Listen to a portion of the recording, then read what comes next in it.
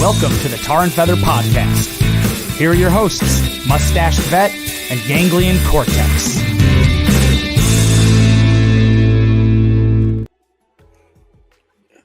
Kicked him out again. Well, this is Tar and Feather Podcast. I'm Mustache Vet. We are waiting for Ganglion Cortex to get back in the studio. Hey, Ganglion. Working against us right now. Yeah, say something. Can you hear me? I can hear you better now. There are some issues in the interweb. Yeah, let's turn down the music just a little bit. Put it at Like 7 or something. Yeah, 9. I can hear you better now. All right. This is episode EP16. Unreal. 16? No way. 16. I know. And we took a 3-week hiatus. 3-week break. Yeah, spring. Was it spring flowers? Spring May flowers? No. April showers, spring May flowers? April showers. That's what we're trying to say. We are flourishing. Yeah. Right? Just like Brooks' channel. In freedom and growth. And it has definitely been busy, prosperity. Right? You've had some family in town, lots of outdoor activities, it looked like. Yeah. Yeah. Yeah, we've been doing a lot of landscaping around the house, cleaning up the weeds and stuff on the side of the garage. It was overgrown. The garden is still overgrown with weeds. We got to get all that and till it and get all that set. The yard looks really nice. Mowed it. The rain has been pretty heavy here, so everything is super green. The flowers are blooming on every tree. Also, I have a berry bush that I didn't know I had. Oh yeah, what kind of berries? What are we talking about? Mulberries. Oh, okay. I don't know what a mulberry is, but they taste delicious. I think you're going to want to look into that. They are ripened up, and they are pretty tasty. I've heard something about the mulberry. I've been picking at that bush for like the last 3 days. Maybe turn it into a juice or something. And you've been snacking that's on a lot of. Yeah, I have. And they're ripe. Did you look it up or something or what? Well, they were nice and dark, so nom. Went to town. All right. I'm still alive. Yeah, you are. You're here. And not having any stomach issues, so they must be good for the system. Yeah, you're right. It passed the test.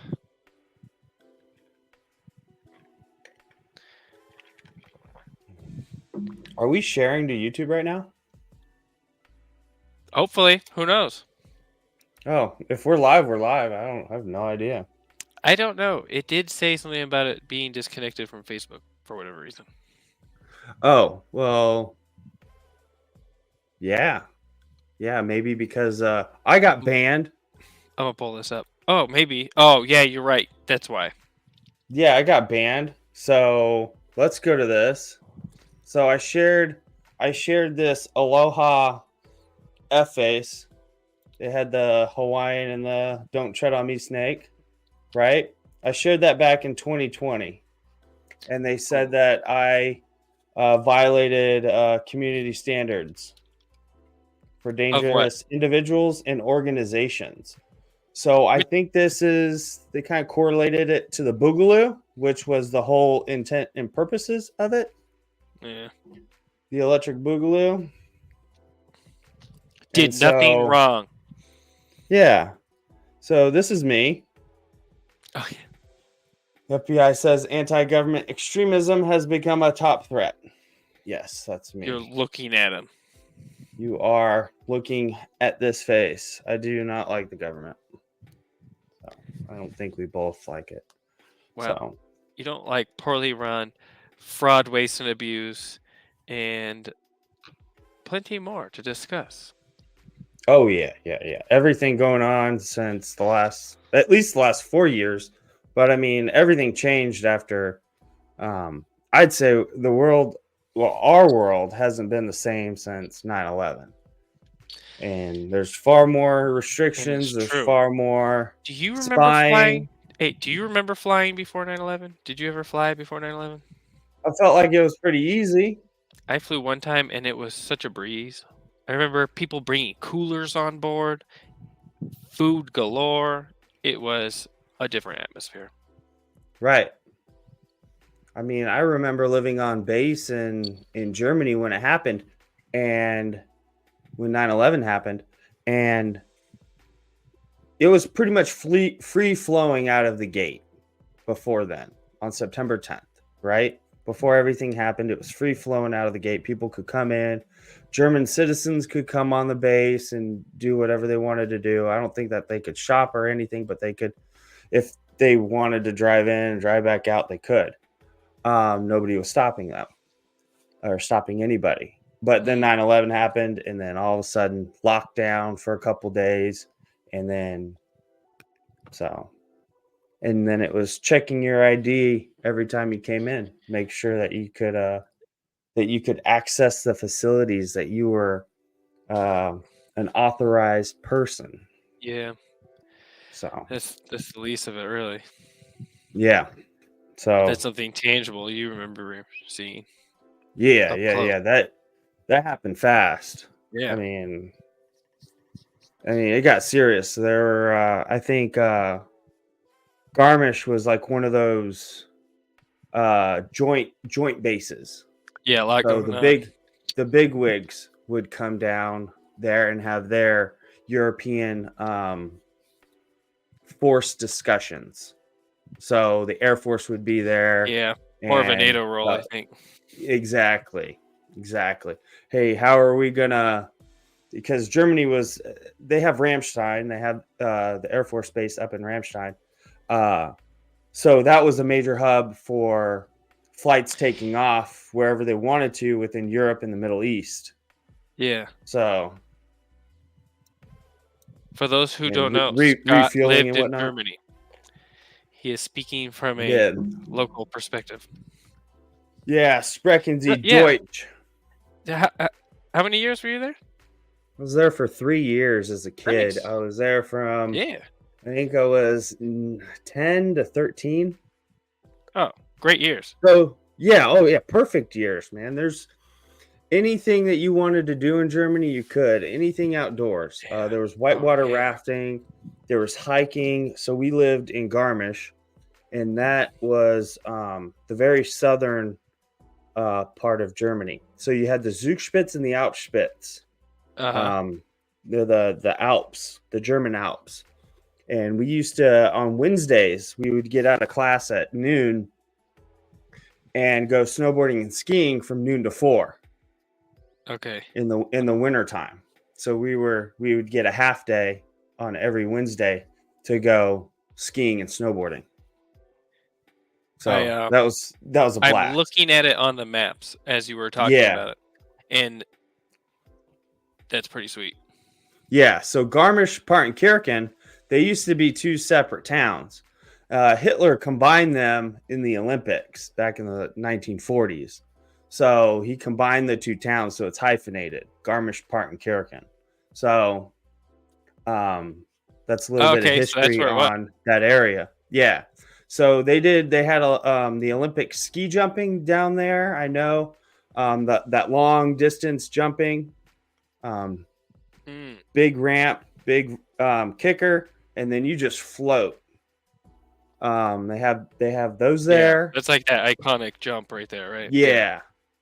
Probably, I don't know if they did any snowboarding, but probably some cross country Probably skiing. not yet, yeah. Probably some cross country skiing and shooting was done there. There's a lot. There's a lot going there. There's a lot of mountains. Oh man, mountains and pasture. There's a lot of pasture down there too. Oh, it's gorgeous, man. Oh yeah, in the valley. And when you came out, so when we lived in an apartment complex on base, and when you would come out of like the balcony, you could see the mountains to your I'm left. on street view. Yeah, you could just look to the left and see the mountains, and man, it was beautiful. It looked like a painting. It didn't look real until you were right day in the valley. Yeah. Cool. Every day. Yeah. Yeah. How exciting. That was your view every day.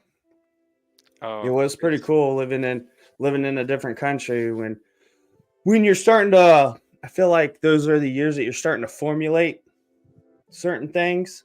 You're impressionable, Yeah. and so Really coming of age. seeing the culture, it was cool, and understanding how the rest of the world operates, and Hmm. and how the people treat you, and it was a very touristy town, so most of the people spoke English.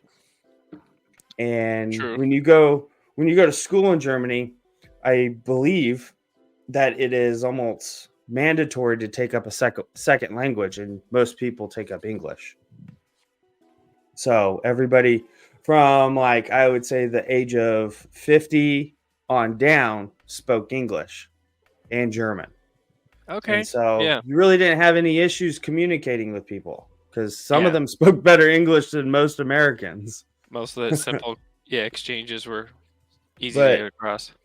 I remember being on a ski lift with one of an elder German, and I was like, "Hey, how's it going?" And then he just kind of looked at me and he just kind of shrugs his shoulders, and I went, "Oh man, he doesn't speak English."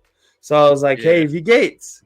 Wie geht's es Ihnen?" And he's like, "Oh," and then he's rambling on, and I could understand it at the time if they spoke slow enough. Yeah. I could understand the You German. could pick it up, right? Yeah, I could pick up keywords that were really close to You could English. figure it out. Yeah. So we had a little talk on the way from the bottom to the top of Oh, that okay. little area that you could ski and snowboard. And the first year I was there, I skied, and then the last 2 years I snowboarded. So you get Nice. you get lessons, you get lessons every 10 weeks, and then the last week you do a race. It's like a slalom race Oh. down the hill.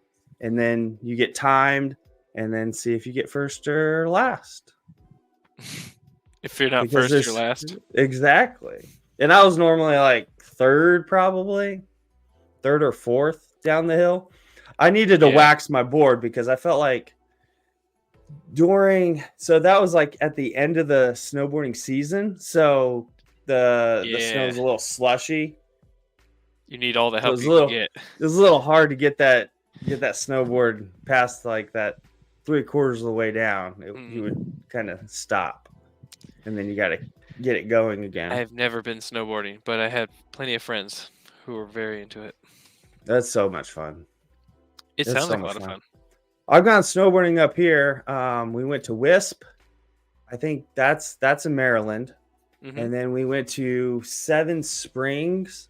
I think that's in PA, just south of Pittsburgh. So both those places are really fun. Really fun places. Yeah. I bet there's all kinds of places up there where you're at. Yeah, I feel like you got to go further north Oh, yeah. for better skiing. So you would have to go to New York, upstate New York, for some better skiing. Or you can go all the way to Utah Oh, really? to go skiing. Those are your Yeah, options? yeah, Or Utah? Colorado, Utah or Colorado. Hey, fun fact: Yeah. Flagstaff, the bowl was still open last Memorial Day weekend. Oh, good. They still had snow on the mountain up there. I'm going to Flagstaff in 2 days. So this wet winter that we had, and I'm sure Flagstaff probably had a wet winter, so they probably got plenty of snow.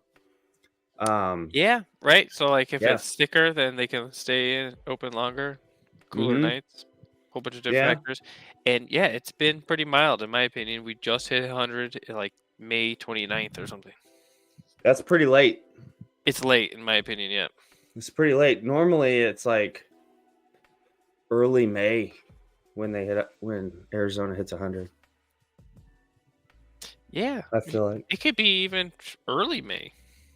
Yeah. So Yeah, normally there's like a solid week of 100, and then it drops back down to the 80s, and then right back up to 100. yeah, just really play with your emotions. Mhm. Now, Mhm.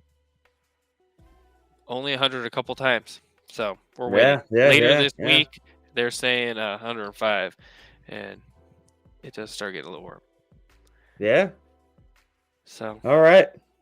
Yeah, and talking about Memorial Day, I had my dad and stepmom in town. They were here for 6 days. So they got here Thursday and then they left Tuesday. They helped me out with some of the landscaping around the house. Oh, that's fun. Yeah, we got a lot of mulch. I still need to buy some more mulch. I got 20 bags. Uh-huh. That wasn't enough. So I probably got to buy another 10 for all the projects I want to do in the backyard. Too. Well, for the backyard, I need to get a truckload, so that'll be coming up here shortly. That's the summer project is getting that. The summer project is getting that backyard mulched and looking in tip-top shape. Get all the weeds out of there. Yeah. Fine details, huh? Yeah, man. It's been a little bit busy around the house with the youngins, so the weeds really snuck up on us this year. Yeah. Right. Yeah. And you're getting your groove, managing, balancing. Yeah. Like you're doing. You can only do so much, right? So you just do what you can, and just try and keep up on it, but don't do nothing. Right. And, that's all you can do. Yeah. A little here and there. Yep. So I smoked a pork shoulder on, I think, Sunday.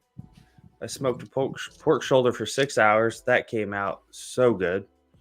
Put it on some hickory chips and slow smoked that for about 6 hours. And man, that pork shoulder was moist. Really? I have never cooked pork shoulder. It is a lot of meat, but it was $30 for 15 pounds. Oh, yeah. So $2 a pound. You can't beat it. Mm-hmm. You can turn that into a lot of other foods, right? Yep. Oh, I was making sandwiches. I just cut it up in slices and just cut it up into slices and then just put barbecue sauce and some sour cream on it. Boom. You're good to go. I will try and make some barbecue sauce for our retreat. Oh, perfect. Nice. Special delivery.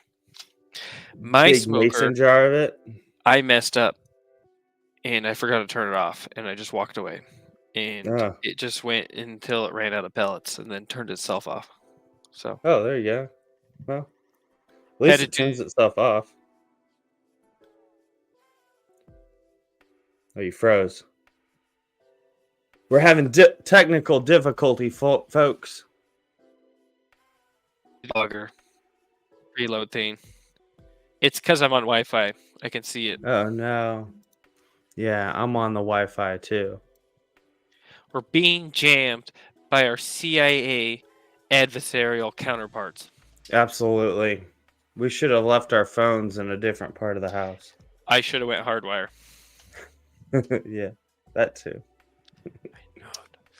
Well, on your phone it was fine when you were doing it out in the garage. I think I probably put it back to cellular data because sometimes the Wi-Fi gets all slow. Discombobulated. Yeah. Discombobulated. Oh, and then another thing that happened on Memorial Day weekend, my friends Corey and Kelsey, they got married. So congratulations to the Beals. Yeah. It was an amazing wedding. Yours truly was in the wedding party. So I got to dress up real fancy. We had some ties. I should have brought it up. They got a bunch of foxes on it because it's a fox hunting farm ish place. Okay.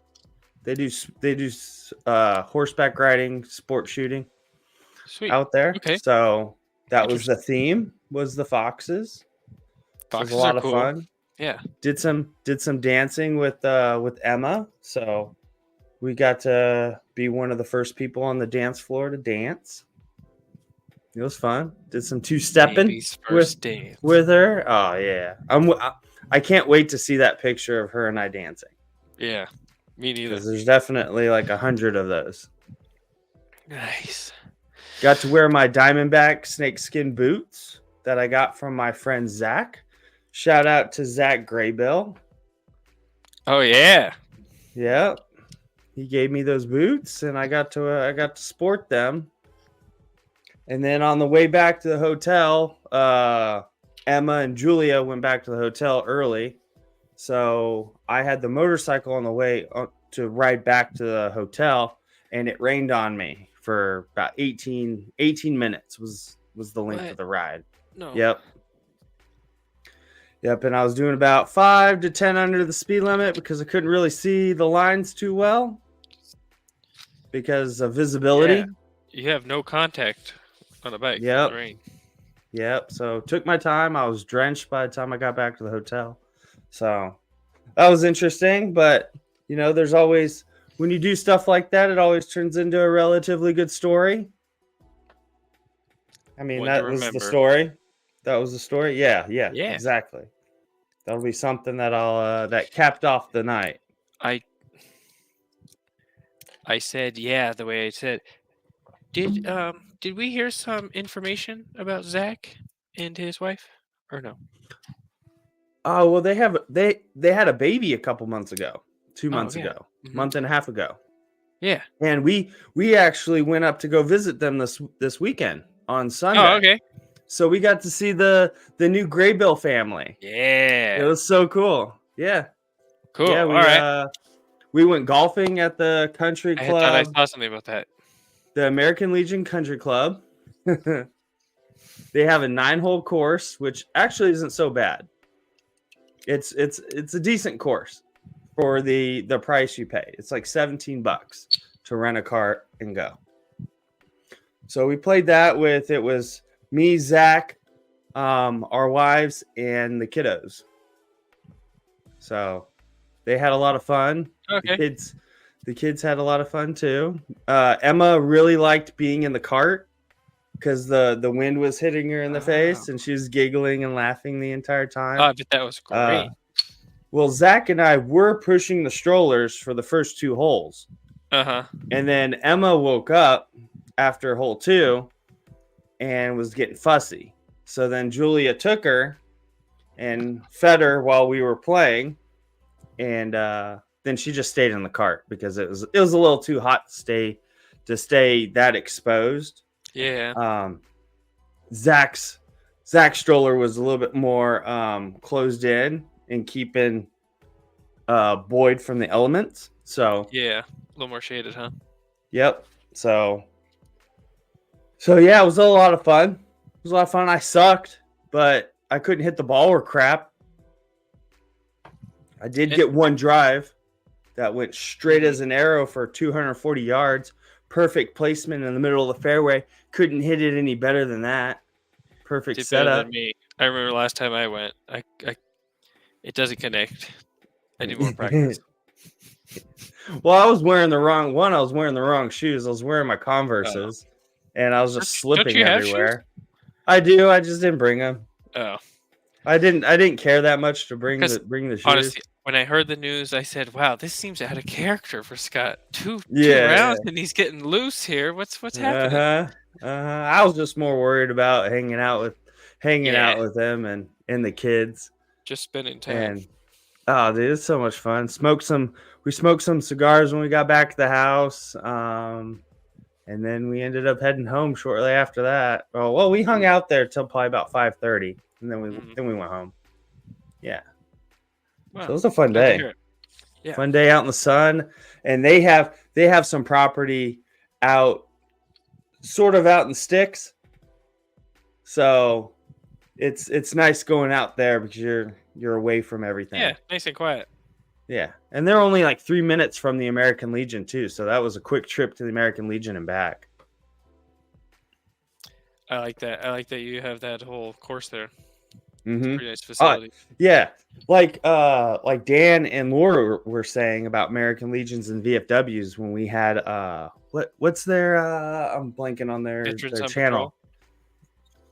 No, No, sorry. it's not. Veterans on Patrol. Oh, Hold on, we have their banner up. strike that. Yeah, it's right there. It's Veterans Post Tour. So It was the Veterans V's Post and the Tour. P's had me all Yeah. mixed up.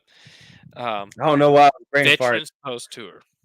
Veterans Post Tour. And so like they're describing that every VFW, every American Legion are different. So yeah, take a look around your area and see if you're American Legion or VFW has something cool like that. They're all offering Definitely things. add some character to that post. And a lot of people were playing that day. So Well, yeah, looked like a nice day out. that was perfect, man. The only thing that would have made it a little better if there was more breeze. True. But it was the air was pretty stale. But besides that, it was 75 and humid. So Yeah. But walking with the strollers, even though mine didn't have Emma in it for the last 7 holes, it was still I'll still walk in the whole course. So Yeah, it's some pretty good miles, right? yeah, got some steps in. So that's what counts. A little bit of cardio.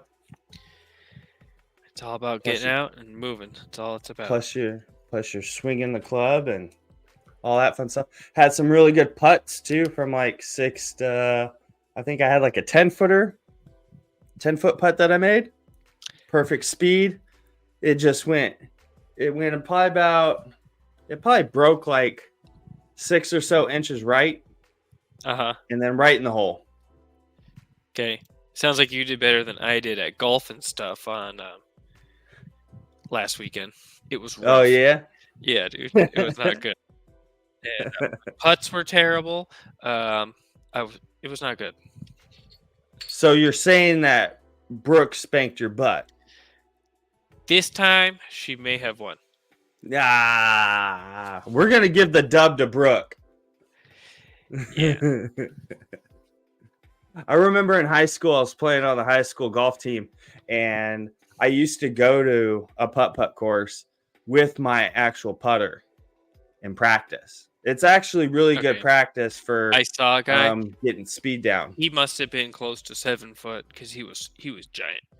Right? Yeah. Because I am 6 foot and this guy is towering over me. He's 6'8" easily. Right. And he had his own club, and I think it's probably because of how tall he was. And it had like a sleeve and everything.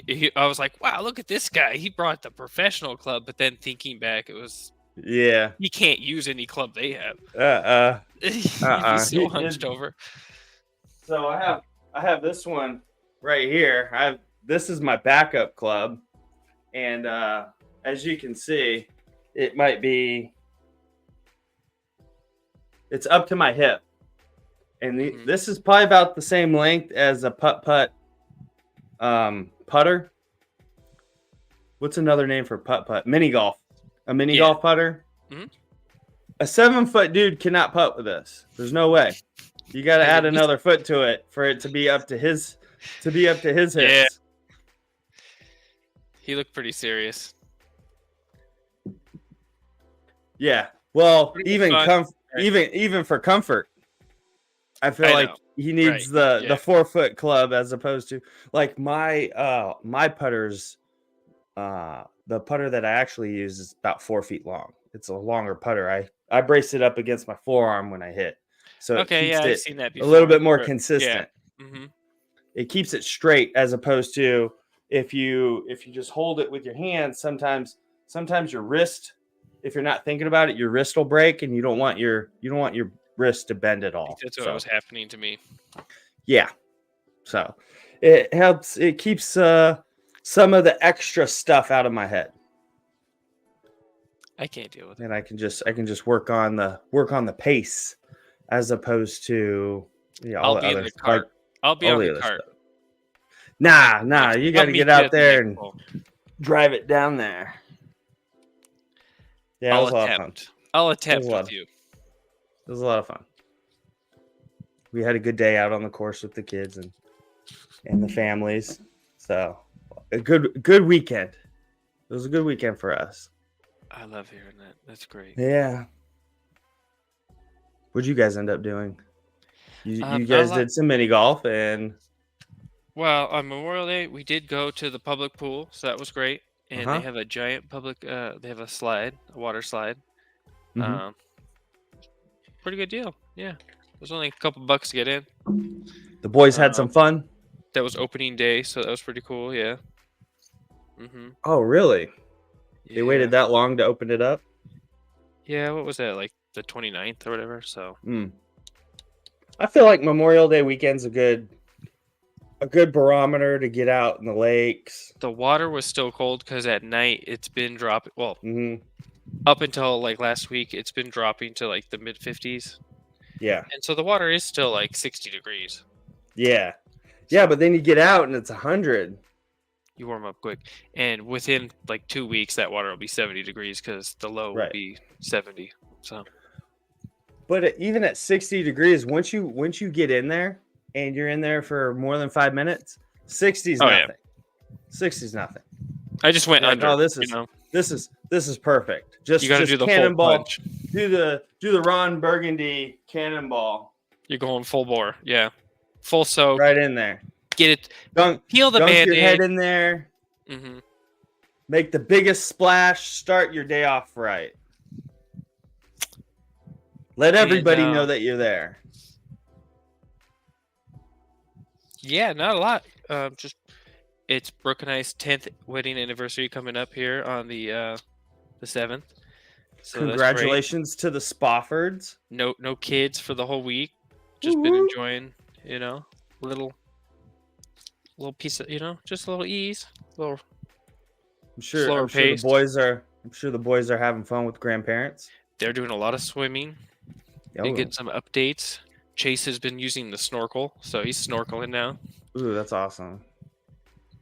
And yeah, pretty strong swimmers. They love tear it up. Yeah. Mm-hmm. That's awesome. Yeah, they're pretty active. So I think there's something there, right? Like there's something like biological, since we're like so in tune with the water. Mm-hmm. It's so natural. Like we could all just, you could swim better than a lot of other animals. I don't know. There's something there. Swimming is like so therapeutic. We should all be doing it more often. Yeah. So my dad has been swimming. So they have a pool in their backyard, and the pool's not that big. So he does laps back and forth for, I don't know, 20 or so minutes. Mm-hmm. He probably takes some breaks, but that's where he gets his cardio in, is in the pool, because he's in his 60s now. He's in his 60s, so his knee doesn't quite, his right or left knee, I can't remember, doesn't like running anymore. So he gets in there and he's lost a lot of weight. Okay. I think he was in the like 260s there for a bit. I think he's down to about the 230s now. 230s, 225. My grandpa used to go to the YMCA and swim in the ocean all the way up until like pretty much the end. So like, swimming. Yeah. Definitely key to, just not having a lot of stress on your joints and having that cardio without the impact on your skeletal system. Yeah, you can take a break whenever you want to. And it's fun. Yeah. For the most part, It's like, yeah. That's great to hear. Perfect. Cardio. And then let's talk about, do you want to talk about the push-ups, or you want to talk about the 1,000-pound club? Well, yeah, we can go through the 1,000-pound club, because that was just something kind of off a whim, right? I don't know. So Corey, Ganglion, and I are doing this 1,000-pound club for this year. Gonna try and get up to it this year. I'm pretty close. I'm at 955 as a raw calculation. I did squats, bench, and deadlift all in one day, and I was able to get up to 955.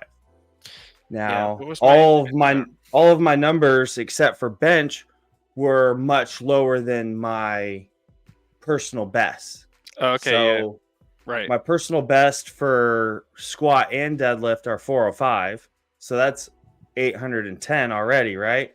Right. And then I did 255 for bench the other week. So that would have already put me over 1,000. But my squat and deadlift have come down a little bit. So I'm at 955 now. So we'll get back up there. I'm on a new regiment. So we should be back up there in no time. Me too. Because when I did my calculations, my deadlift was pretty good. I can't remember on Yeah. I think you were at 335. Yeah. Yeah. That's pretty good. And so I was just, yeah. So then I have that. My squats has been the weakest historically. Right. And so I've been working on that a lot in the last couple of weeks, and just the squats I've been doing have been feeling a lot better. So I think that number at 225, it was pretty conservative to begin with. Yeah. And then my bench was, I think, 265 or 275.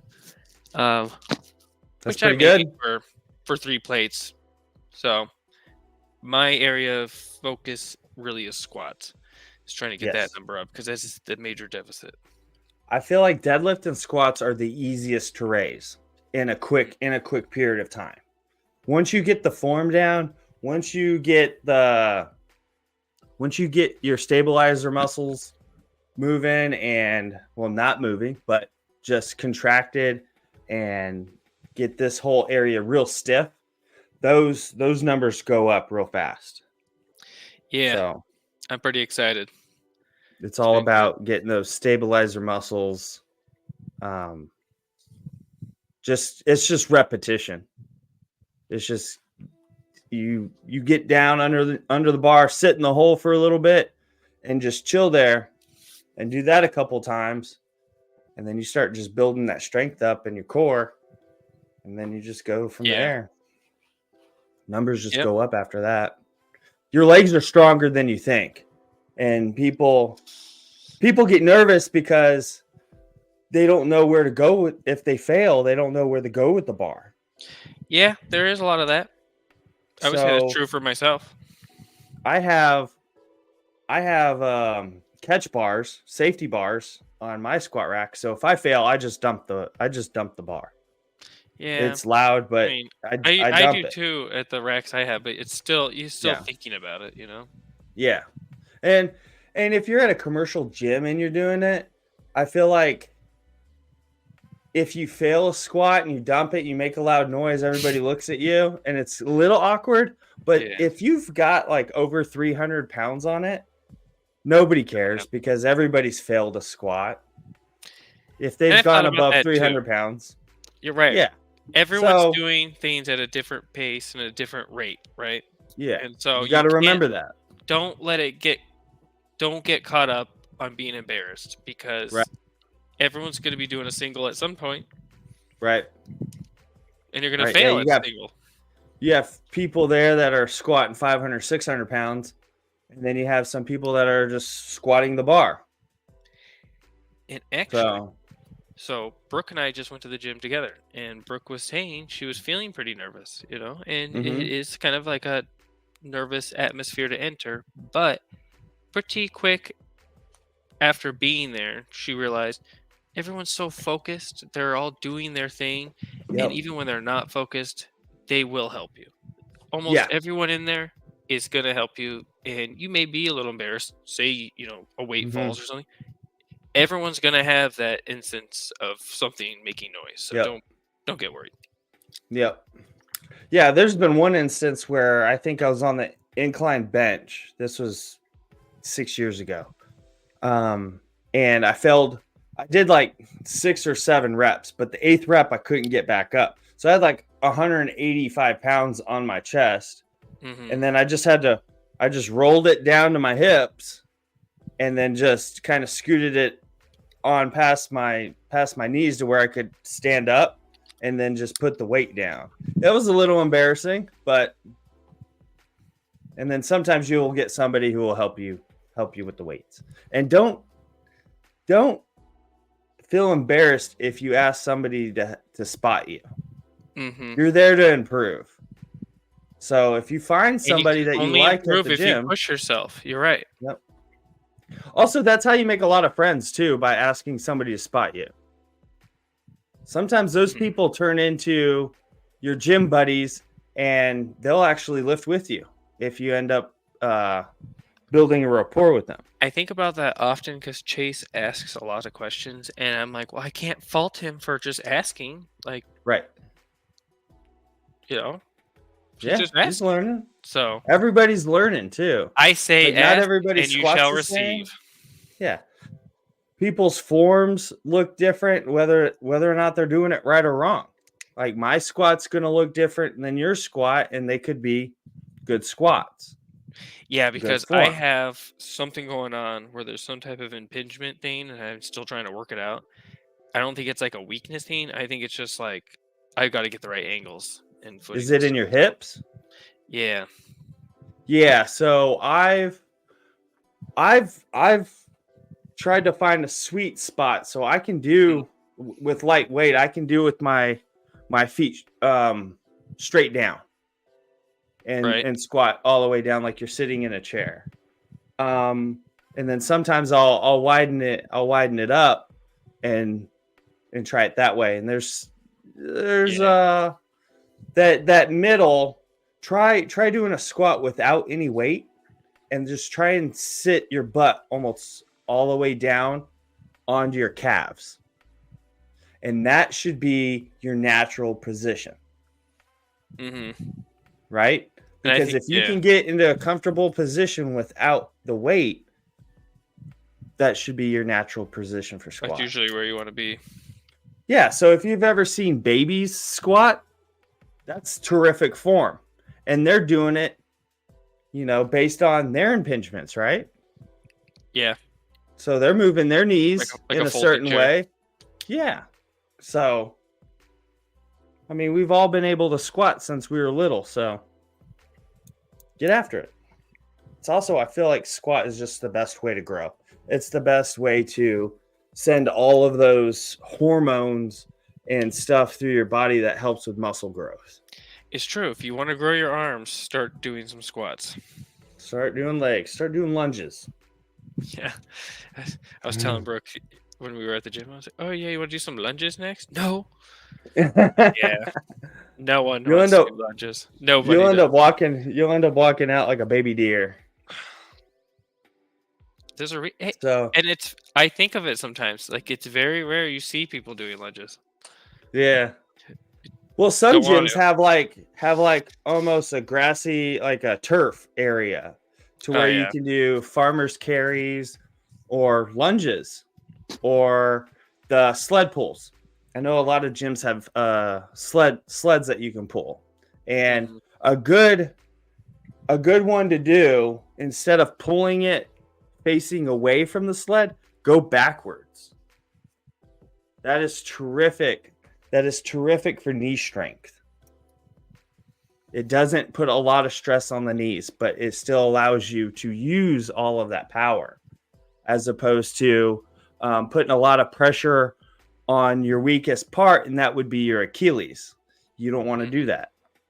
So if you're trying to pull a sled forward as opposed to backwards, you're putting stress on a much smaller tendon. I think that's so going backwards and heel driving. Yeah, that's good.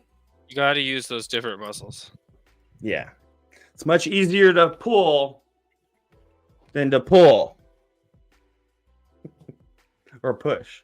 Essentially, you're pushing. I guess it's more efficient. Yeah. Yeah. See that? So, yeah.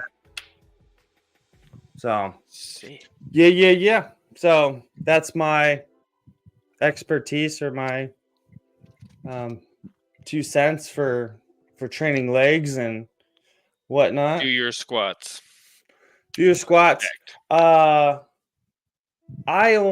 it comes to legs, I don't really like doing the leg press too often. I see people trying to max out on the leg press, so they'll put over like 400 pounds on the leg press, or I've seen people put 900 pounds on leg press. Leg press is not impressive to me because I can do close to probably 800, 900 pounds on a leg press all the way down and push it back up. I can't do that in a squat. So, and because I can do that too, I can rep the 6 plates on either side for 10 Yeah. easily, and I can do it like 2 or 3 times. Yeah. With So always then use. I also did, just for funsies, I did some calf Yeah. raises with 6 plates on either side. So Yes. that was pretty Yes. boss. That's a good machine for doing calves. Yeah. That's a terrific machine for doing calves. And to finish your workout, so you can bring your stance a little bit narrow and do it that way and get a little bit more quad action as opposed to hamstring and glute action. And what we talked about one time was doing the single leg on it. Yes. I really like that way you don't have to pack on all those 45s too. You can pack on two 45s on each side as opposed to 6. Scott, and then you're just pushing the one leg. With the whole leg press machine Mm-hmm. that I agree with Athlete X on, he did a video on it, is that you're so far hunched over that like everyone's trying to go so much deeper than is natural for the body and stuff. So I don't go down as far as like it, because when your leg is at 90, it's at 90, right? Like if you were standing on your feet, your head would be so far forward over your body, and it's like an unnatural position. So I think that's why I like having the single leg, is so then I'm not pushed into that position as deep. Right. So also, I feel like you get to focus more and take it slower because my knee more. You're not as, I feel like you're not as stable with the one leg, so you really have to focus and bring it down slow, because if you bring it down too fast, you might not recover. Well, that's what I was going to say. With heavy weight and 2 legs, I feel like there's just so much weight on the bottom, like of my back of my hip. Like it's like such an unnatural spot. Yep. So. Yeah. It's not my favorite, and you don't want to lift your butt up when you're doing leg press either. You don't want to lift your butt up and round it out, because you don't want to do that in a squat either. You don't want to. Sometimes when you're coming up with a spot, what they call it a butt wink, and it's kind of like you kind of push it out and then back up. Yeah, accentuate more than So I just like doing the single legs at the end of my workout just to get that little extra pump. Sometimes I do the I don't know, what would that be? The extension? Thigh extension or whatever? I don't know. Yeah, the leg extension. Leg extension? I like that one at the end of a workout too, or before. Yeah, you do leg extension and leg curls. Curls are good. I like doing negatives with curls, so you'll pull your legs up and hold it. Yeah. And then go down real slow, and then pull it back up and let it down. So you're doing a lot less weight, but you're getting that contraction at the top and you're hitting it. You're getting that muscle contracted up there, dog. And then you're like, yeah. I like doing that with the leg. Yeah, the leg raises, whatever the heck that is. Extension. Yeah. Yep. Pausing at and the then top. Going up fast, explode, and then bring it down. Explode, and bring it down. Yeah. It's all about mixing it up and changing that pace, and I love it. I love it. It's a good pump. If you're into getting a pump in the gym, which I am, that last set, you want to feel like you did something as opposed to just going through the motions. Get that pump in, and you're like, oh, and you leave the gym just feeling jacked. I do weights, but it's also cardio. I don't know. Mm-hmm. Yeah, just don't take long breaks. I don't take any breaks. Keep your breaks to like a minute and a half. I do push-ups during my break. You can do that too, and that's terrific. That's the that's the Samuelson days. I still do it. Yeah. I like doing kettlebell swings in between you know what I do? My exercises.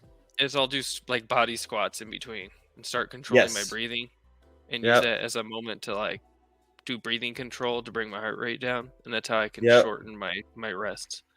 Mm-hmm. So. And then, like I was saying before, if you're doing the squats in between your sets, just do like 5, and then just sit down there at the bottom and then explode up with That's what I no do, weight yeah. and then go back down. Yeah. That's terrific too. I And really use that as a moment of breathing control, and then as mhm, like a full body muscle, right? And so it yeah, helps just keep everything going.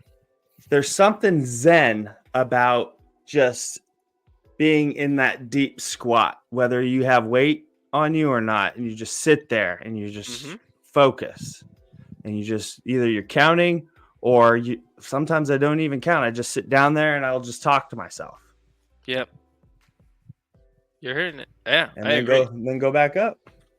Do it again. And So so you you don't can have to start. do a lot of weights to get a workout. You don't have to do any weights at all, because Mhm. I know a lot of people don't squat. What, maybe 3 times a day to grab Mhm. something? And so Oh, we nobody just squats. People just bend over and grab stuff. it's right. Hardly So anybody squats nowadays. that's what we got They to could be do doing. anything. Just simple changes. Do 10 body squats a day, and you'll have a difference in a month, Mhm. Mhm. guaranteed. Like today, I had to carry my tool bag up all those flights of stairs in the theater today for my job. So I had to. I don't want to count how many steps I had to take this tool bag up. It was annoying. Um. Too many to count. So too many to count. But it's got a strap that goes across. It has wheels, but I didn't want to hit every step on the You way don't wanna be up. slamming. So you grab that top strap, and then you grab it by its sides, and then you bring it up, and then you walk it. And then this way, look how everything's locked in. Everything's locked in. You can go anywhere. All those steps. Yeah. It's awesome. Except for it wasn't awesome. It was actually a lot of cardio, and I have an energy drink right here to get me through this because I was exhausted when I got home. You just have to remember, it's free PT, or you're actually getting paid to do it. So I'm even getting better. paid, so it's even Right. better. That is the one thing I like about my job. It keeps me active. Mm-hmm. Keeps me active. As long as you maintain a good diet or a decent diet and you're a field technician, you will get a workout in throughout the day. They'll be you'll be sweat. And you'll be in good shape. I don't have abs right now, but I'm not fat. I know the double chin says otherwise, but this is the last thing to go when I get skinny. What was it? Yeah, the first to arrive, last to go. Stubborn bastard. Yeah. I've been trying to keep You don't my have a neck up double like chin. this. Oh, stop it. I'll quit it. No. I don't have that strong chin like most people. No, because I don't. It's just like a byproduct of like skin. I got some fat lymphs. Fat lymph nodes. So yeah, we were talking about push-ups. Let's go down to Push-ups. Ganglion started an Instagram recently called the Push-Up Club. Yeah, I just So go thought. on to Instagram, follow either one of us or follow Tar and Feather, and we post the Push-Up Club stories. Yeah, something that I reels. thought of just kind of randomly, really, just to do however many push-ups I am old, and it was my birthday, so I thought, oh, the next day I'll just do 37 push-ups and then just do them every day. Yeah. See what happens. Yeah, so he's doing 37, I'm doing 36. Ganglion is old. Very. And I'm younger. So I did my 36 today. Today was my first day of doing it. I know I told you I was going to do it the other day, but today was my first day. I recorded it and I sent it, or I posted it on the Appreciate that. Instagrams. And then I tagged you in it. And we're going to try and get more people involved. Yeah. We want to see you get active. The whole want to point see you get is active. It's the consistency. It's not even the amount or the weight. It's just that you have to do something every single day for yourself. Yeah, take And your it will- life back. It will pay you back. Yeah, I feel like right in this day and age, we've gotten too sedentary. I know we have active jobs. We're remote techs, right? But for the most part, people are either working remote at home or they're working their desk job, right? So they don't get a lot of exercise in. If you're 30 years old, do 30 push-ups. Do 10, 10, 10, if that's all you can do. Or 5 times 6, right? Whatever gets you to your age. And then every year you're going to have to add a push-up every day. You're just going to get stronger. That's it. And one day you'll be able to do 30 push-ups in a row. Yeah. Well, yeah, because I haven't always been able to just do 37 push-ups in 37 seconds, right? Right. I mean, I know I was able to do 40 push-ups in one time in the Army, and then I would slow down and do 5, do another 5. Oh, yeah. And then do another 5. I think we had to do 60 some odd push-ups in a 2-minute time frame. Well, I think that would be the max. That's what I'm saying. Minimum. Oh, we don't do the minimums? No, never. Never do the minimum. We also don't do the max. We don't want to get caught up in that. Yeah, no. You don't want to be too high speed because then you get voluntold to do high speed stuff. Oh man. You just take it easy and you don't hurt yourself. In the drag racing field, we call that sandbagging. Never let them know that's what we call it in bowling too. A lot of guys won't bowl so good in league, but then when they enter in tournaments and they have like this 15 handicap and they can throw 240 games and they're blowing everybody out. All right, so Scott, people do that in golf too. People sandbag in golf all the time. What's up? 240 game. Is that pretty good? That's pretty good, right? 240 is really good. Okay. Really good. Some pros average that. But those are professionals, and they are averaging. I've seen pros average 240, 245-ish, maybe even close to, probably about that on a regular, what we call a house shot. So it's an easy, high contrast oil pattern. So it almost looks like the oil pattern almost looks like a Christmas tree as it goes down the lane. So there's a lot of oil in the middle, not a lot on the outside. So if you throw your ball further to the outside, it sees the friction and comes back in harder. But if you keep it inside, it keeps the energy in the ball longer, and then it's a little stronger when it hits the pins. So there's a dynamic on where you want to line up and where you want to throw. I have never thought of that. And so, from a layman's term, is that something is that a byproduct of like the person preparing the surface? Like, yes, that, and it's different every time, or do people have a pattern? Well, for leagues, most bowling alleys will have what they call a house pattern. Most of them, they're close. They're really close to that Christmas tree. It almost looks like a Christmas tree. It's not quite pointy at the end. It's kind of like squared off, kind of like a cowboy shoe, kind of like a square-toed shoe. So it almost looks like that. But when it comes to like a sports shot or what the pros bowl on, then it gets a little funky because the contrast isn't there. So there's a lot of oil. There could be a lot of oil in the middle, and the length of the oil changes too. So most house shots, we're really getting inside baseball on this one. So a house shot, I believe, is around 37 feet down lane out of 60. You can have some sport shots go all the way down to 48 feet. So that is a lot longer time for your ball to retain energy. So your ball's gyrating, right? It's coming down. Yeah. There's a core in the middle of the ball. And depending on what the core looks like is how that ball is going to come off the end of the pattern. So once it sees that friction, it's going to go right into the pins. Sometimes where you want it to go, sometimes not. but you got to put it in a good spot. Now, when you're throwing your line, if a bunch of people are throwing the same line, so your ball's tracking in the same spot, it'll dry out faster and you have to move left.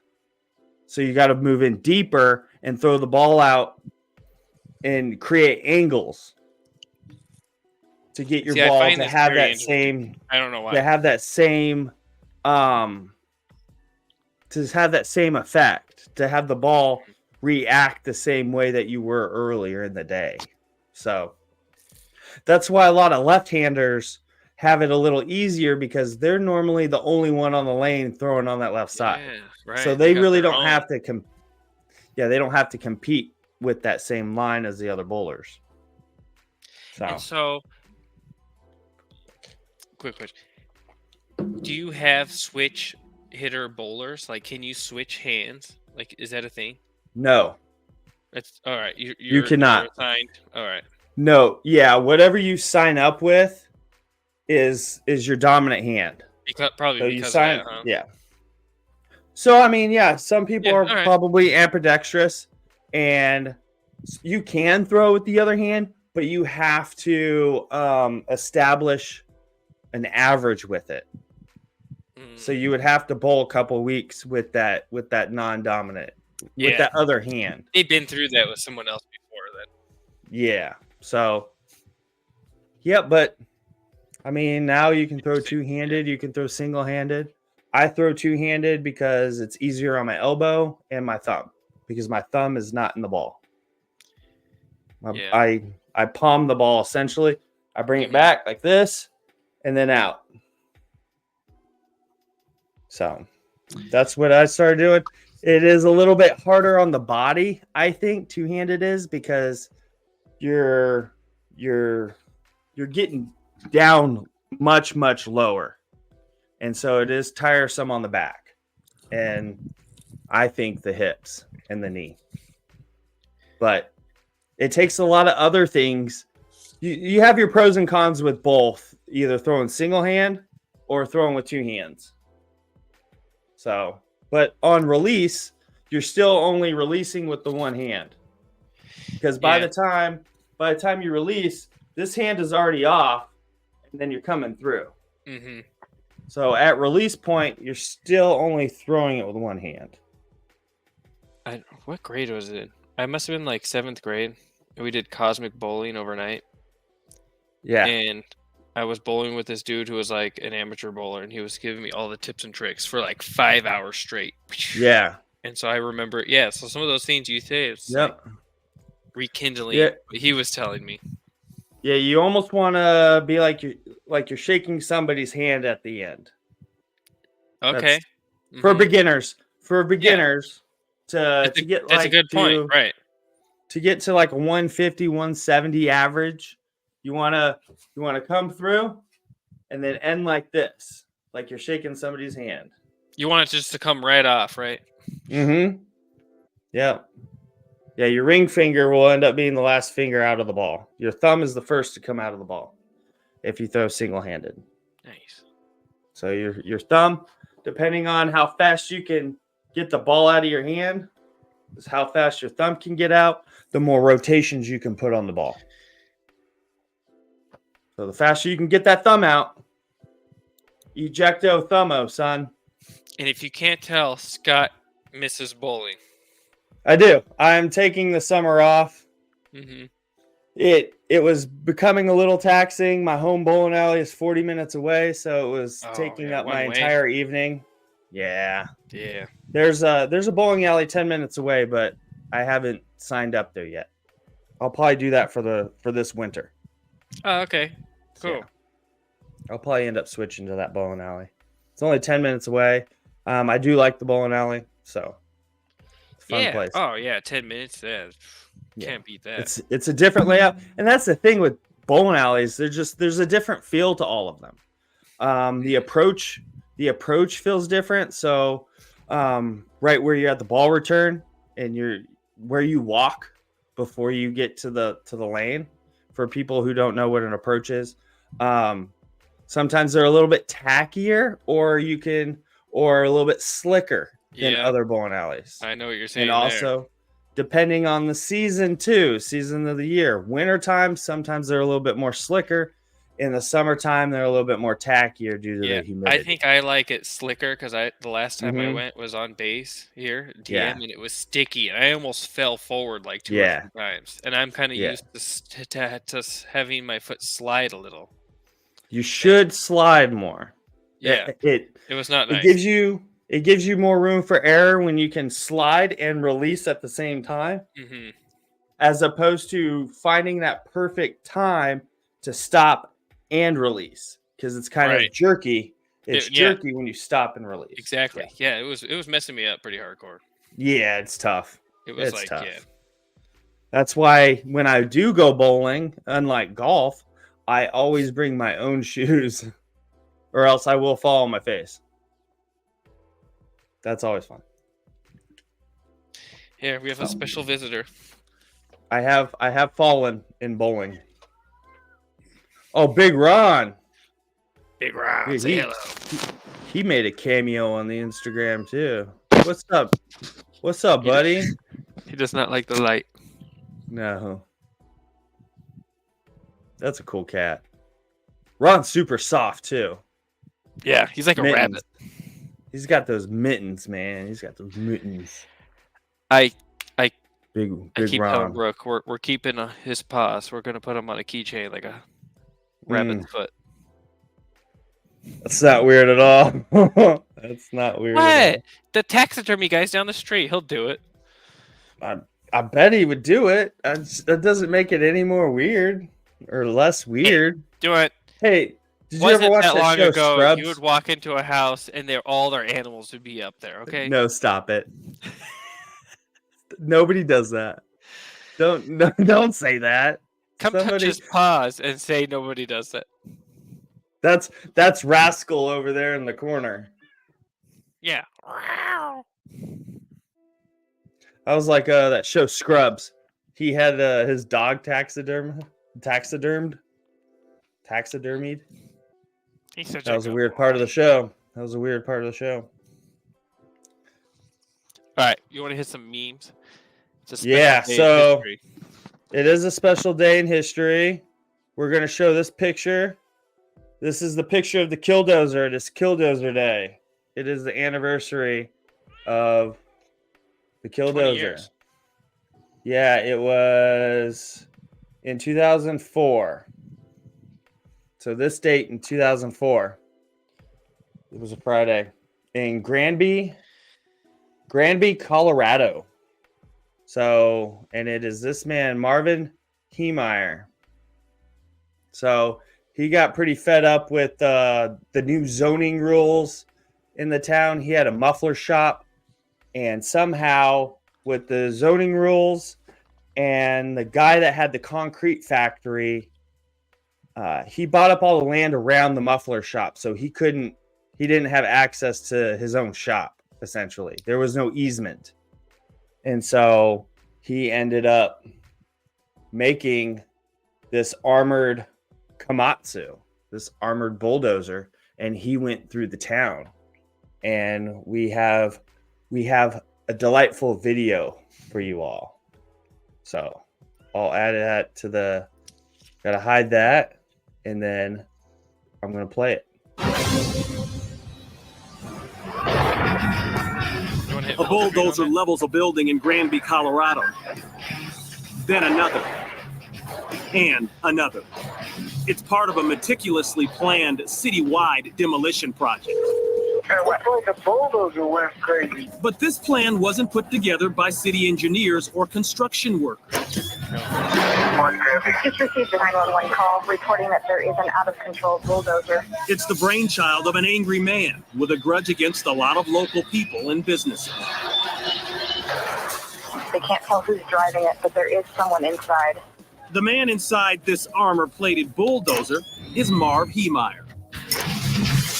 As horrified townspeople run for their lives, Heemeyer wrecks buildings and vehicles one after another.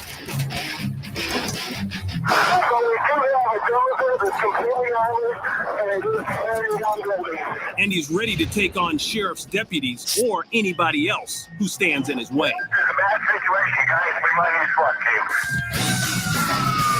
Niemeyer's an accomplished welder who spent a lot of time inside a secret workshop. Yeah, it's all encased in metal, and you can't see who's driving or anything. There, he outfitted the dozer with 2 sheets of half-inch steel plating with a layer of concrete in between. What type do you need? On this day, he seals himself in and takes off on a violent ride. Inside his cockpit, 2 assault rifles, lots of ammo, and video monitors to help him see where he's going. So anyways, Assault rifle. They show some single shot hunting rifle. yeah. So with the new zoning laws, they didn't like him. He was an out of towners. What they didn't like anybody from that wasn't in their area, born in their area. They had a very hierarchical system going on. The people on the board have lived there all of their lives, and so he felt like they were out to get him. Now, I do believe he had a couple opportunities to buy the land that was in a separate part of that area, so he could have sold his land and bought a different parcel in order to not have this dispute, but that fell through multiple times. So that's it. So, and then that's what you come to it. You fuck around and then you're going to find out. So I sure got the video on that guy. So here's a couple of memes for the Killdozer. Let's see him. So I'm going to tell you about the tragedy of Marvin Heemeyer, the Ruthless. And then this is one of my favorite memes. It is Rolf from Ed, Edd and Eddy. And he says, when the Fed boys ask what the armored Komatsu in your barn is for, Rolf's tractor is not for sale. That one's hilarious to me. Rolf, so the backstory on Rolf from Ed, Edd and Eddy, he's kind of like I don't know what you call it, like an anarcho meme per se, because there's always him, like the Waco incident of him coming out the window and he says something about the Fed boys, stay out of here, Fed boys, and whatnot. So those Rolf memes are pretty funny. And then you got this one. And then this one, it says, woman in a time machine, I'm your granddaughter. And then men. So the kind of how this meme comes about is men always go in a time machine to warn another guy in a certain time in history, as opposed to going back to their ancestors. They go back to like the revolutionary the revolutionary times. They'll go back to our founding fathers and say, hey, write the Second Amendment like you're explaining it to a 4-year-old, which I actually do think that it is explained that way, but they couldn't have written it anymore. Yeah. Claire. So during this rampage, they somehow pierced one of his coolant lines, or pierced the radiator somehow. And then he got stuck in the hardware store because it had a basement. So he ended up getting stuck in the basement. Partly Fell in the into basement. a hole. Yep. So there's that. And then we already talked about all of those other ones, right? Yep. So yeah, so today is Killdozer Day in memory of Marvin Heemeyer. That's right. He's a local legend to Grandby, Colorado. So it's a real place.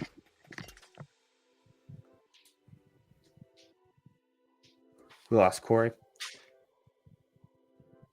So, I mean, I don't know what more there is to say. He got in a legal dispute with the with the town people. Oh, sorry. And then, yeah, that's him. So he was an Air Force veteran. And that All I he know is that owned. no one would fucking listen to him. Sorry. Yeah, and I think he was a little hard-headed too. I think it went both ways. Yeah, it probably went So both ways, but it gets to a certain point when like you've already done all these different things, and they keep changing they probably kept changing the rules on his ass like everyone else does. yeah, I know that there was some dispute about how he needed to connect his building to the town's sewer for whatever reason, either the sewer or the water supply.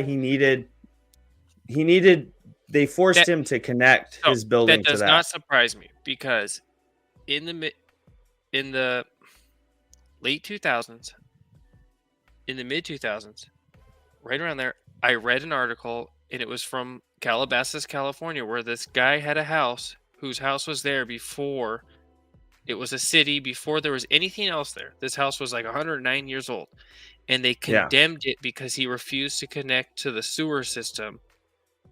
And so then they turned off the power to the house, then said it was inhabitable, and forced him out of his house. Even though his house was there way before there was any government ever in existence. It was there when it was the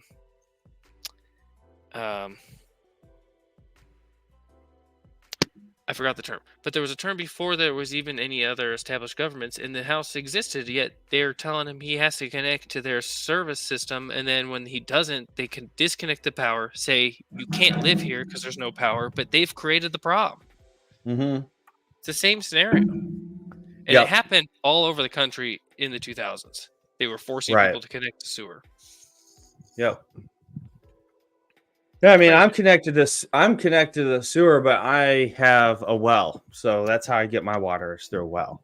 So I don't have to connect to the town's water supply, which I think most of the houses on this street are all connected to wells.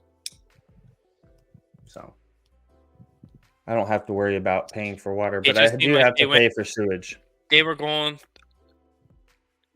through great lengths to do something that didn't need to be done. They were trying to say his one septic tank was causing all these problems when it really it wasn't. Right. Right. Yeah, I mean, that's just another example of government overreaching and getting into people's business. Being arbitrary and capricious. Those are good words. That's the definition of government, basically. Big waste of money. That's what they're good for, is wasting money and resources. They're not wasting it. Anyway, yeah, you're right. Been that way since the Whiskey Rebellion. Dirtbags. And we should get into that at some point. Whiskey Rebellion, Shays Rebellion. We did. They're all from the very beginning. Like there's been a big power struggle back and forth for individual rights versus the balance of, I guess, societal norms. I don't know. Well, we were trying to repay our debts, and I think the war bonds. Nobody was buying war bonds anymore, or whatever it was. And so I know we did an episode on Whiskey Rebellion. And that's kind of why we call ourselves Tar and Feather, because that's what they were doing to the tax agents that were coming over to tax the whiskey or the spirits that people were making. And they're like, you know what, man, you're out of line here. I'm not giving you any of my money. We're just going to dip you in some tar and throw some feathers on you and send you on your way.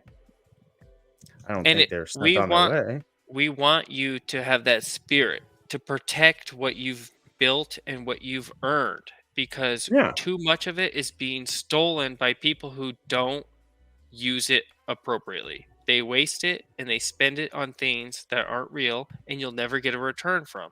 And this is a problem. This is a real world problem, and that's why everything's expensive now, because our dollar's not worth anything. vaccines aren't expensive. Our dollar's not worth anything. That's the difference. Yep. We got to get control of it. Like Thomas Massey said the other day, he tweeted something. He said he thinks that our government is too far gone, but he is of sound mind. He's one of the 3 people that I listen to when it comes to actual representatives. So you got Rand Paul, Thomas Massey. They're both in Kentucky. And then you got Justin Amash. Justin Amash is running for Senate in Michigan. I believe he's running for Senate in Michigan. So he did have a House seat, and then he relinquished that last election. He switched to Libertarian right before he left, too. So he was the only Libertarian that had a seat. But he switched to that for the last month that he was in office. And then I think he is running as a Republican in Michigan. So we gotta let Dan know. I know he's not a fan of Republicans, but we gotta try and talk to him. Hey, it's okay to be a political party, right? Because you don't have to define yourself based upon these definitions that don't really define a lot of Americans. Right. So it's difficult. Right? It's difficult to say you're going to vote for this person because now you're automatically ascribed all the things that they represent when that's the only option. What else are you going to do? I don't know.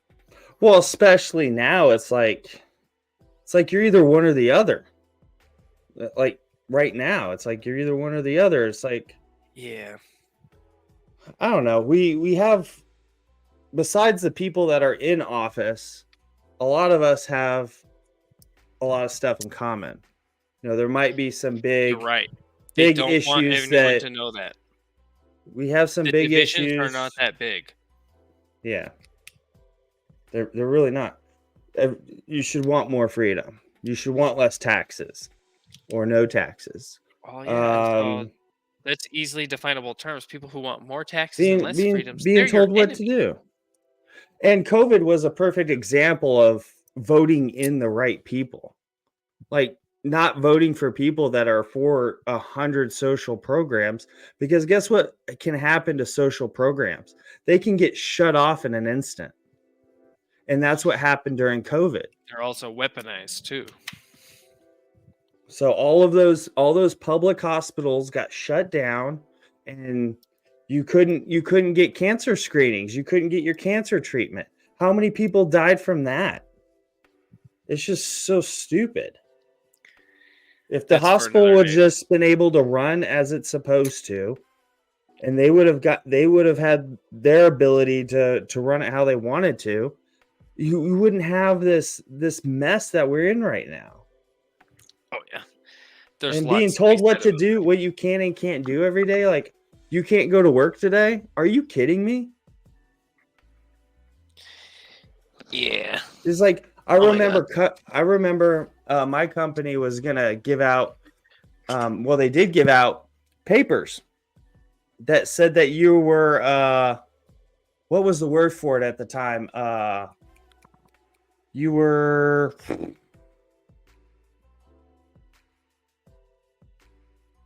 You had to work. You were the truckers or people fixing utilities and whatnot. You were. What's the word for it? You're muted. Hello. Had some technical difficulty. I ran over the cable. Oh. You're talking. It's all smoke screen. It's all made up terms. Move your mic a little. You're going in and out. Yeah, there you go. I actually made a comment on this, and I said, when government does it, they call it a permit. When you call it, it's overloaded. Yeah. So, yeah, it's just a change of terms and definitions. It's stupid. COVID was a scam from the beginning, and I called it. You called it. I was banned from Instagram. I only had 3 story followers for 2.5 years because I was banned on it, because I said Wuhan was the origin site, and everyone knew it from the beginning, yet they lied and said it was from bat soup. Oh, So, yeah. And they were saying that you're a keep racist believing the if you government. said, and they're also saying that you're a racist if you said it came from China. Yes. So that and all sorts of other stuff.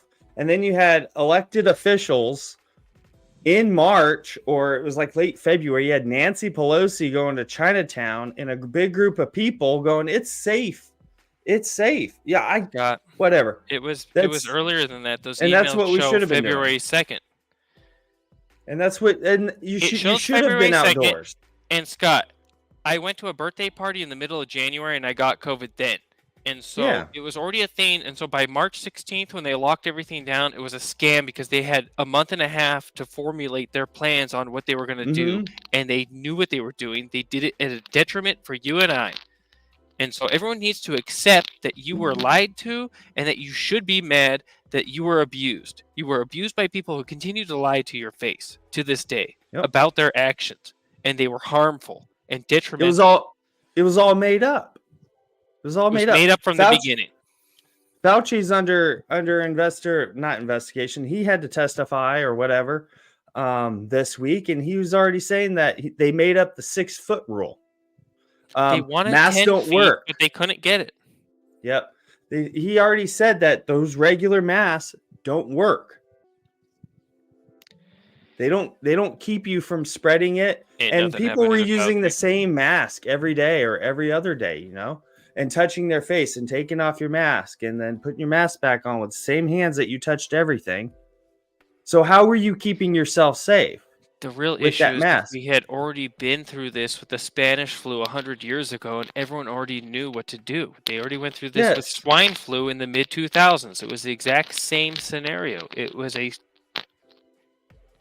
what people need to understand is the COVID virus is the cold. It's the same thing. It operates as the same function. You can attack it the same way. You can control it the same way. So. Yeah. And natural immunity was a whole lot better than getting this vaccine. You didn't have to get the vaccine unless, I guess, if you were, you know, elderly or you were severely diabetic.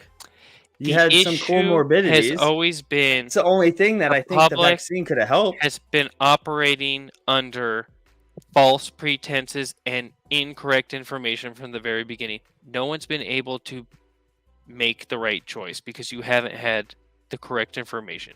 And people who gave out the correct information were labeled as misinformationists. Yet here we are 4 years later, still saying the same thing, but correct. Yeah. So I don't know. Yeah, it was almost your like government lied to you, the media lied to you, and it was all a coordinated effort to take America from you, and they have. And you probably aren't getting it back. We're not getting this bitch back. And social media repressed it. Now YouTube was banning people for saying the exact same stuff that we're saying right now. People were getting their pages taken down. Dave Smith was talking about it on one of his podcasts. Yeah. He was saying that he had to stop talking about either you stopped talking about it or you were banned into a corner where you were talking to yourself. Yeah. You're right. Yeah. Yeah. Exactly.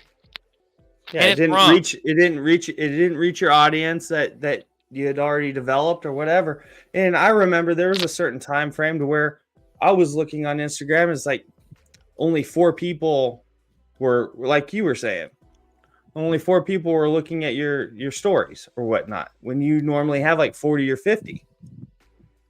And then now all of a sudden I'm back up to 50 of my friends looking at my stories. It's so obvious. And I've had Instagram since the early days. The beginning. So since like 2012 or 2013. So it's silly that I would go from 50 to 10 or 5 and then right back up. It's like those people never left. If anything, I have added more people, but those original people that have been for the company to decide. It's for the people using it to decide. They'll turn you off, right? I don't know. It should be. It should be negligent on their part for The crux suppressing of it voices. is, I'm not the one that lied to anyone in the last 4 years about COVID and possible treatments and issues with Yep. it.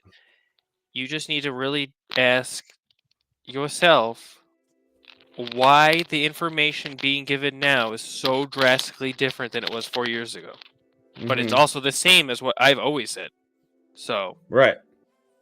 And it's weird that I don't know. you're getting people like Dave Smith, Rand Paul, Tom Woods. Tom Woods is a good guy to listen to. He's terrific. I think he's got a book on all the stuff that happened during COVID. Tom Woods, look him up. He's got a terrific podcast. Listen to him. If you want sound minds, they're out there. There's people that are looking through. They're seeing through the smoke and mirror, right? There's people out there. You don't have to watch the talking heads on Fox, MSNBC, CNN. They're all controlled opposition. They're all paid by the pharmaceutical companies to Oh, not brought talk to you by Pfizer. I do How many find times did you see that on CNN? we can actually look that up. I won't now, but you, me, the audience knows who is the bulk of the advertising for the media companies, Fox, MSNBC, and CNN. Just turn the channel on. You can decide for yourself, but just watch one commercial segment, and you can decide for yourself who is the main advertisement driver of the news. Yeah, Right. follow It's just like obvious. anything. Follow the money. Right. Whenever you see like a big protest going on, follow the money. See where that money's coming from for these giant protests. And why are they banned? They're banned in Europe, right? I don't think they advertise pharmaceuticals on TV there. Yes, they don't. So I think the argument is that they have free healthcare over there so that they don't have to advertise it. Or that's why they don't advertise it, is because of that. And here, doctors get a commission off of selling the drugs, selling a certain brand drug. I've heard that. They get know royalties or whatever. Yeah. So they get royalties, or they buy stock in it and then they sell that brand, right? So that's the way it goes. And you can talk about corporate greed, you can talk about this or that, but it really comes down to government regulations and I think sometimes it not, comes down not to letting the market work itself out. Right, like the market has to stop consuming them sometimes. Right. So yeah, and everybody's like the opiate epidemic. They were just prescribing opiates to people, and now you've got millions of people on the street right now that are addicted because their doctor gave them pain meds. Yeah, and the laws changed. You've got and they couldn't give it to suicides them went anymore. up. Mm-hmm. Yeah, suicides went up. Yeah, laws changed, and so that they can't. They have to cold turkey. That's what happened. It was like a reduction in the dosage amount per time that they could prescribe. So then it was like less and less. And it really threw off people who were chronic pain managers who needed to use this, long term. Now they really couldn't. And they were just in pain for just days and weeks until they could refill it. And it's their turn. Of course, the doctors turn around and now they accuse them as being drug addicts. And it's like, this person's been in here for years. Like, right. Wow. And there's no help for these people because now they've got to, for the rehabilitation, that's got to come out of their pocket or their insurance. Insurance then gets paid up the wazoo. And then you got unfortunately, then Scott, you got what happens more because you have insurance and they up the price on everything. Scott, none of that happens. They just went and used heroin. That's what they did. Right. Or fentanyl now. That's why you had they're buying heroin thinking it's heroin and it's fentanyl instead. And then they're getting screwed over. And so this is all a byproduct of government overcorrecting. I got a conspiracy. What's that? The reason why we pulled out of Afghanistan after 20 years and why we were there for so long was the opiate fields. Definitely that we were guarding, and now that the opiate fields had no resource for us, we ended up finally pulling out. Conspiracy. I definitely think that's a contributing factor. I think it's one of 5 contributing factors. I would say there's definitely more than one. One is just the military industrial complex making money. And draining the citizens dry. That's all what it is. It's just to keep us docile and poor so that we can't do anything fun with our money. No one questions it, and it's billions and trillions of dollars every year disappearing overnight, disappearing, and it's never questioned. It's so disgusting. Well, they can't balance a budget. How many years did they go? They still can't balance the budget. Like you're saying, money goes missing. Fraud, waste, and abuse. Every day. That's why we're how many trillion in debt now? 35? That's a huge number. You have to operate under the unfunded liabilities debt structure because those are payments that are coming out. And so the unfunded liabilities are like 280 trillion. I don't even know what it is now. I haven't looked. Oh yeah. So I'm gonna pay your bills so the government can. Thank you. I don't even know why they tax us. They just print it. There was a long time I thought, well, no, you. Wait. Oh yeah, we didn't even show that one. No. I think that was the first one I was going to show. So it's June. It's White Boy Summer. Yeah, well, it is White Boy Summer, but this is for the the Pride Month. Oil companies during June. Everybody changes their colors except for the Middle Eastern part of the businesses. Subsidiaries, yeah. Yeah. So if you have a like BMW or Volkswagen symbol right now for like Europe and America, it's in a rainbow. But once you go to like Saudi Arabian, last year that happened on the search bar on Microsoft here on the taskbar. It came up, and so then I just had to remove the entire search bar on the taskbar. Just had to get rid of it from my computer. Ooh, I'm getting comfortable. Right. My back's all tight. It's okay. We can wrap this up. It's been quite a talk. Yeah, that's I guess what happens after 3 weeks. Dang. Yeah, I could go like 3 hours. We didn't get into any of the big stuff until like at least 30 minutes in. I always am like amazed, like how fast it goes. It's crazy.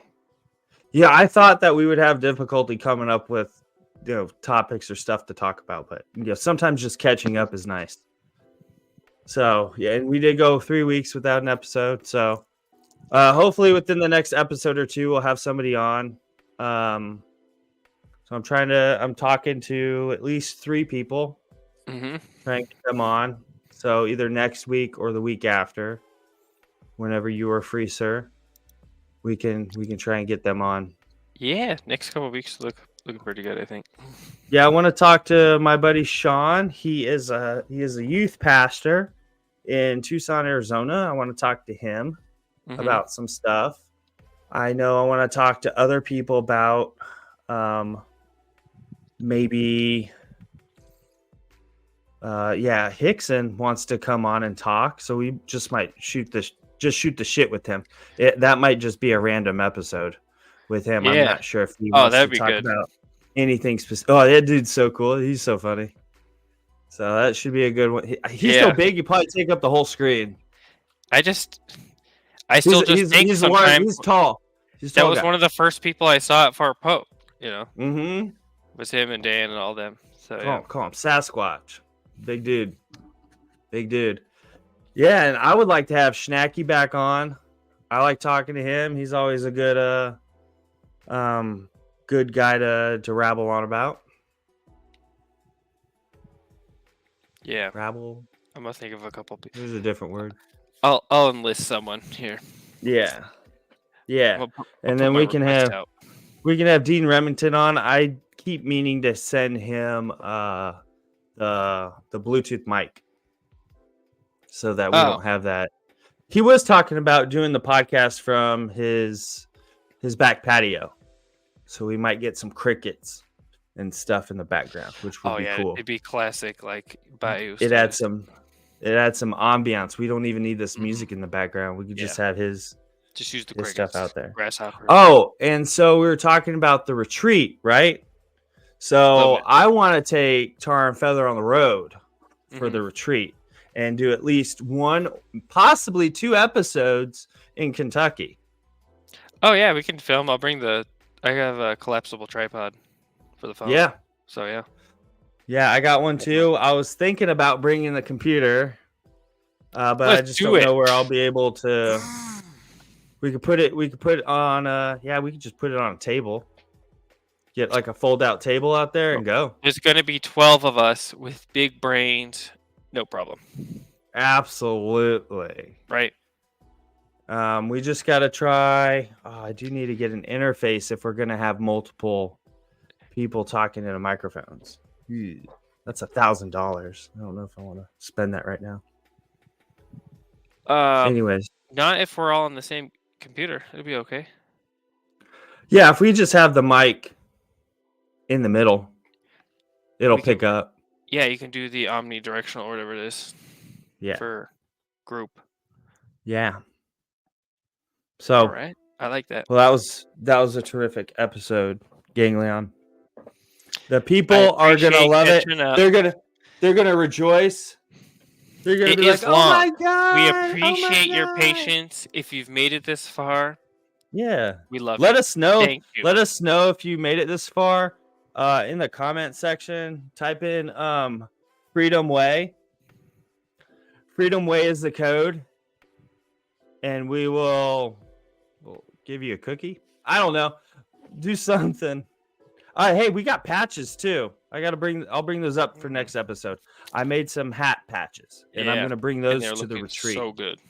Yes, they are awesome. They look like your patch is sewn, right? The one that you got right now. That's a fabric one for sure. Yeah. Yeah.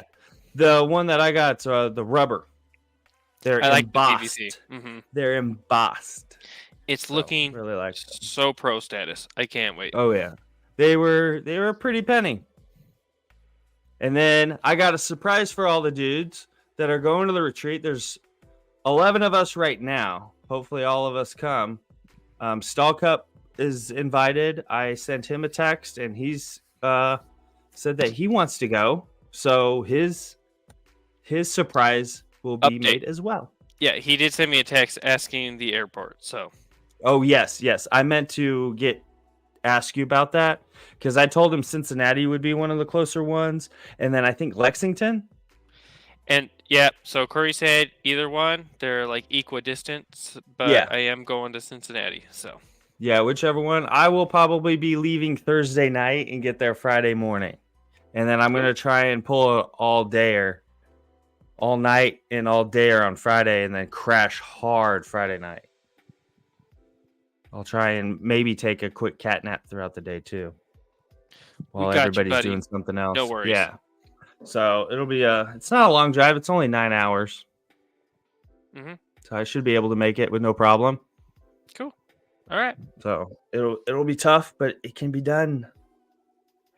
It will. All right, dude.